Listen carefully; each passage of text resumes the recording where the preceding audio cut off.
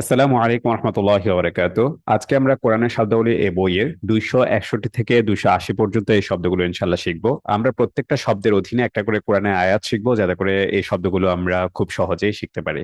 তো চলুন কোরআনের শব্দগুলো দেখে নেওয়া যাক। প্রথম যে শব্দটা আমরা শিখবো, 261 নম্বর শব্দ, সেটা হচ্ছে জুনাহুন। জুনাহুন অর্থ হচ্ছে পাপ বা গুনাহ। কোরআনে এসেছে, আল্লাহ তাআলা বলেছেন, ফালা জুনাহা আলাইহি আন ইয়াতাওয়াফা বিহিমা। সাফা এবং মারোয়া এই দুইটা পাহাড়ের মধ্যে তাওয়াফ করাতে কোনো গুনাহ নাই। এখান থেকে আমরা জুনাহ বা গুনাহ শব্দটা মনে রাখতে পারি। আর আরবিতে জিম শব্দটা সাধারণত গ দিয়ে উচ্চারণ করে, যেমন জুমা কে গুমা বলে। তো সেখান থেকেও হচ্ছে আপনারা এটা মনে রাখতে পারেন যে জুনাহ এবং গুনাহ, এটা দুইটা শব্দের মধ্যে মিল আছে।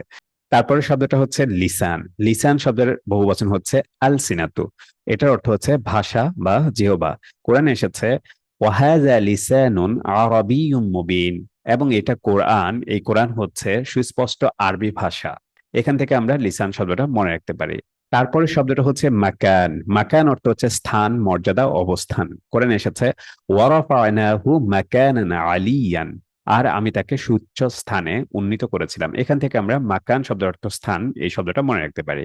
তারপরে শব্দটা হচ্ছে মিসাক। মিসাক অর্থ হচ্ছে প্রতিশ্রুতি, অঙ্গীকার, সন্ধি বা চুক্তি। কোরআনে এসেছে ওয়াইদ আখাযাল্লাহু মিসাকান নাবিয়্যিন, আর যখন আল্লাহ নবীদের অঙ্গীকার গ্রহণ করলেন। এখান থেকে মিসাক শব্দের অর্থ অঙ্গীকার, এই শব্দটা আমরা মনে রাখতে পারি। তারপরে শব্দটা হচ্ছে ইয়া।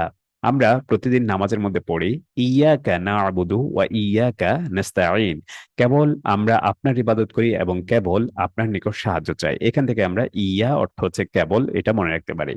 তারপরে শব্দটা হচ্ছে উনসা বা ইনাস। ইনাস হচ্ছে উনসা শব্দের বহুবচন। এটা অর্থ হচ্ছে নারী, স্ত্রী, কন্যা। কোরআনে আমরা দেখতে পাই মারিয়াম আলাইহিস সালাম যখন জন্মগ্রহণ করেন, তখন তার মা বলেছিলেন ওয়ালাইসা যাকারু কাল উনসা, আর পুরুষ তো নারীর মতো নয়। মূলত মারিয়াম আলাইহিস সালামের মা চেয়েছিলেন তার বাচ্চাকে, যিনি তার গর্ভে আছেন, তাকে মসজিদে দিতে, কিন্তু যখন নারী হয়ে গিয়ে জন্মগ্রহণ করলেন, তখন তিনি ভাবলেন যে পুরুষ তো নারীর মতো নয়, তাহলে তাকে কি মসজিদে দেয়া যাবে কিনা। এই ভাবনা থেকেই তিনি বলেছিলেন ওয়ালাইসা যাকারু কাল উনসা, আর পুরুষ নারীর মতো নয়। তারপরে শব্দটা হচ্ছে আদ। আদ অর্থ হচ্ছে আদ জাতি।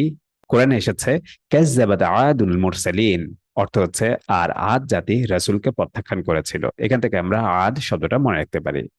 তারপরে শব্দটা হচ্ছে ফাসিক বা ফাসিকুন, অর্থ হচ্ছে সত্যত্যাগী। ফাসিক শব্দের বহুবচন হচ্ছে ফাসিকুন।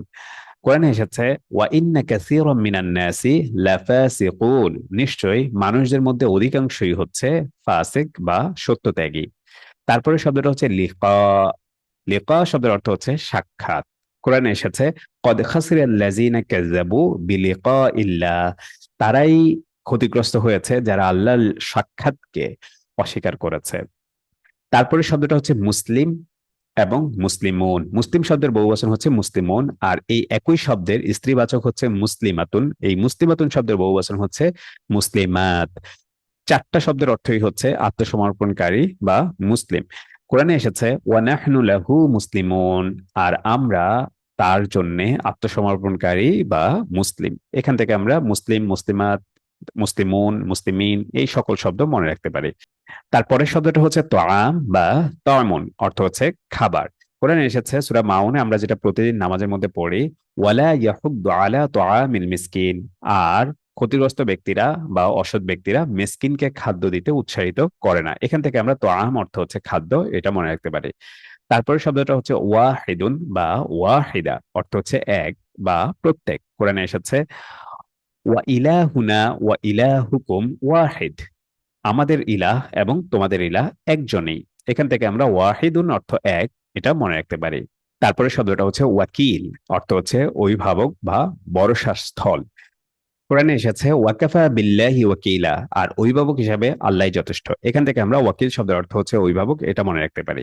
তারপরে শব্দটা হচ্ছে জিকরা। জিকরা অর্থ হচ্ছে উপদেশ বা স্মরণ। কোরআনে এসেছে তা ইন্না যিকরা তানফাউল মুমিনিন, নিশ্চয়ই আল্লাহর স্মরণটা মুমিনদেরকে উপকার করে। এখান থেকে আমরা জিকরা বা স্মরণ, এটা মনে রাখতে পারি। তারপরে শব্দটা হচ্ছে শাহাদাতুন বা শাহাদাত। শাহাদাত শব্দের বহুবচন হচ্ছে শাহাদাত, অর্থ হচ্ছে সাক্ষ্য বা প্রকাশ্য। কোরআনে এসেছে ওয়ালা তাকতুমুশ শাহাদা, আর তোমরা সাক্ষ্য গোপন করো না। এখান থেকে আমরা শাহাদা শব্দের অর্থ মনে রাখতে পারি।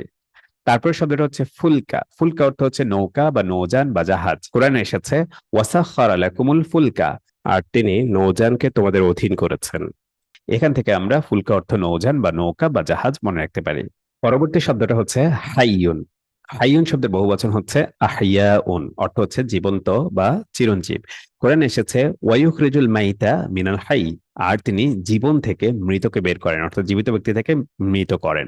সেখান থেকে হাই শব্দের অর্থ জীবন, এটা আমরা মনে রাখতে পারি। তারপরে শব্দটা হচ্ছে মুস্তাকিম। মুস্তাকিম অর্থ হচ্ছে সরল সঠিক। কোরআনে এসেছে ইহদিনাস সিরাতাল মুস্তাকিম, আমাদেরকে সরল পথ দেখান। আমরা প্রতিদিন নামাজের মধ্যে যেই আয়াতটা পড়ি, সেই আয়াতটা থেকেই মুস্তাকিম শব্দটা আমরা মনে রাখতে পারি, অর্থ হচ্ছে সরল।